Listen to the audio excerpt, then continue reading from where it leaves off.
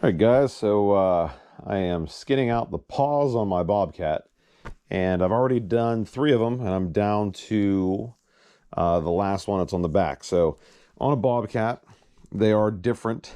The front paws are different from the back paws. There's 5 nails on the front paws, and there's 4 on the back. So let me show you real quick.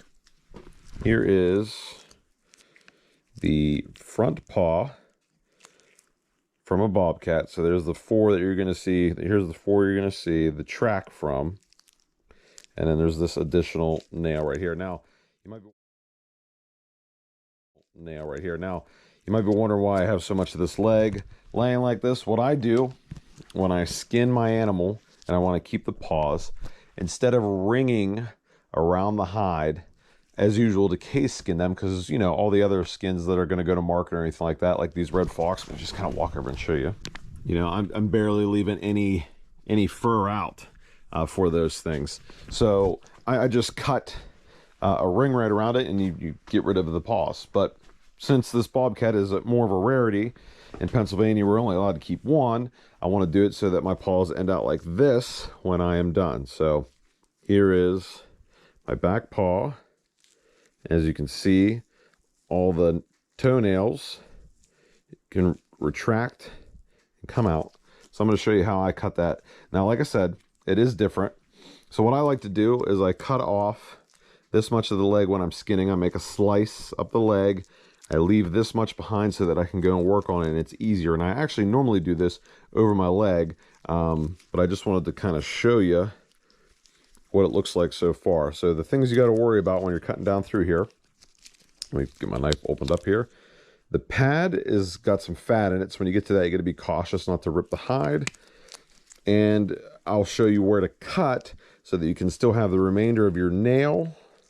But you know, if you cut too much, your nail will fall out. So you don't want to cut too much. So let me just kind of show you a little bit. I normally kind of pull, tug, add tension, keep following my line, cutting. Now, just like anything, if you take your time, you won't make that many mistakes. And I'm pretty new to this too. I'm not a professional skinner of any kind. So I'm only making this because I know that this was very scary for me the first time I did it. But I've done it a couple different times now, and it's really not all that bad if you just take your time and work on it. So it's nice to have a good sharp knife when you're doing this.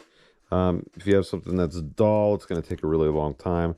But it's actually not that long of a process once you get to this point. Now, I know there's people out there that are fantastic at this, and they could probably case skin and cut the paws off all in one sitting, probably really quickly, a lot faster than I could. I like to leave this, it's almost like a handle I can pull on whenever I want. I'm trying to do my best to really show you what I'm doing. All you're trying to do is expose these fingers. You're actually going to leave just a little bit of bone on your nail when you do this. It's right here. You can see a little ball of fat. That is the pad on the bottom of the cat. Just throwing that out. Now, when I'm cutting with my knife, I really only use the tip of the knife. I barely, I don't make long slices just because. So I'm going to shut up for a little bit. Maybe speed this up as I do this till I get to some good stuff.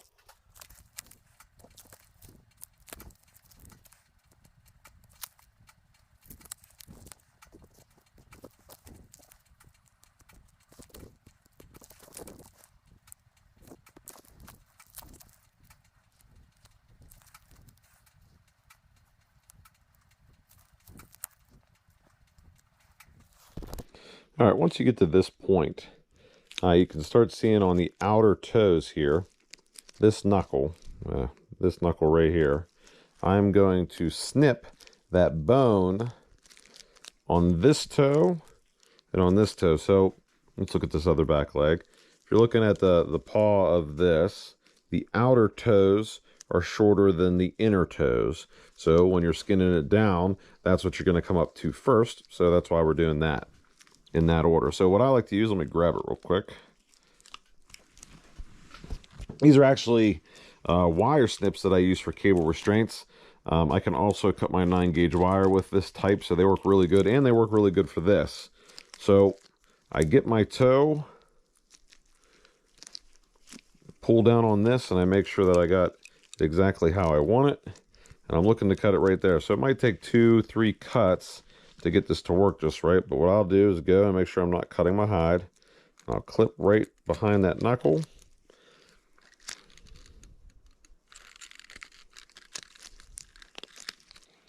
Coming from both sides. I don't know if I'm going to catch all this on camera. Oh, my cat fell. I just had her laying up there. No big deal. I normally do this over my knee. I just wanted y'all to be able to see it.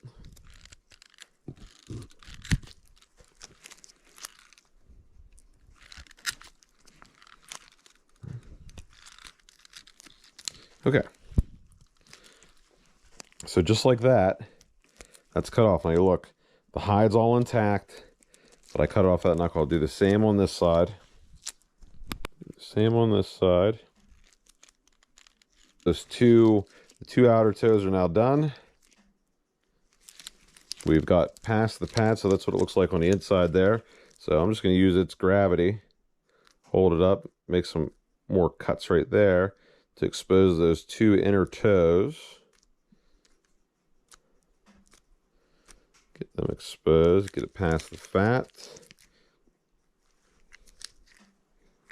That opened up a little bit more. Let's see, right here. Get that cut, get that cut. And we're working towards the same knuckle that we had on the outside.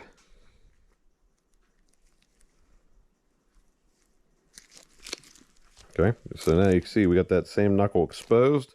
We're going to do the same thing and get those cut.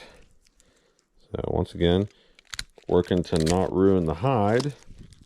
If you cut too far, if you go all the way till the bone's gone and you cut the actual toenail, it will fall through the hide. That's just the way it goes.